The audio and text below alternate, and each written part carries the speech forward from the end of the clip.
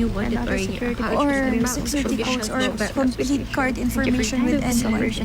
For your protection, we recommend that you immediately contact our using this code show that the phone number printed on the back of your card or visit your nearest financial branch. Wait po! Ito ang kasalanan! Boss! Sakit! Bakit? Ito ang kasalanan ko, boss! Ang ginawa ko! Ano ba? Ikaw, hindi ka umabot sa kota. Boss, babawi ako. Babawi? Ah! Awa kayo! Boss! Ah! Please! Ah! Boss! Ano tinitingin-tingin ninyo? Trabaho!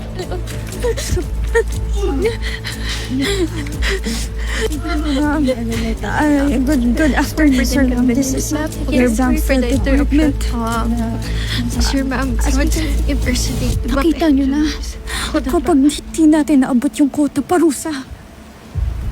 Kapag wala tayong ginawa, mamamatay tayong lahat dito. Shine, may naiisip ka bang gagawin?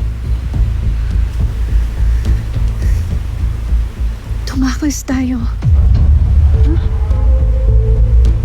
Teka, paano tayo tatakas? Ang daming bantay dito. Ikaw dito. May area sa compound.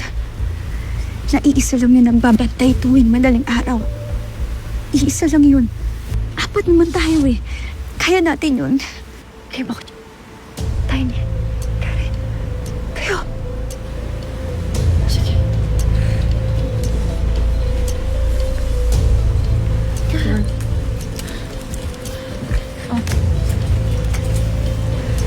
Yes. Yes, ma'am.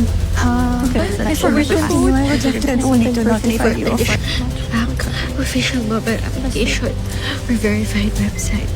Ma'am, thank you so much for your cooperation. Have a safe day.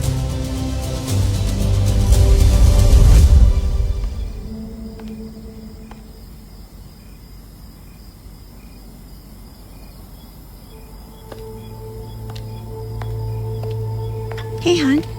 Coffee.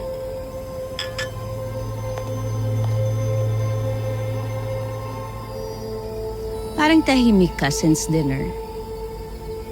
Anything bothering you? Si Duke. Narinig ko kanina may kausap sa phone. May sinasabi siyang parusa at kota. He's probably talking about the quota sa recruitment sa university. Alam mo, ang baba ng enrollees this year. Ano yung sinasabi niyang parusa? Tindihan daw ang parusa kapag hindi umabot sa kota. I think he's just referring to the sanctions na makukuha ng mga tao niya. I mean, it's not the right word to use, I know, but he's probably just stressed. Perfectionist ang anak ko. Why? You think he's up to something? Pasensya na.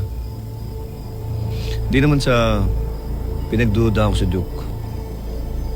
Iba lang kasi dating sa akin nung narinig ko. I know, I can understand. We're both ex-PBI, so we're trained to question everything. But Han, harmless si Duke. I mean, nakatutok yan sa university kasi ayaw niya akong i-disappoint. Ganun naman mga anak, di ba? They don't want to disappoint their parents.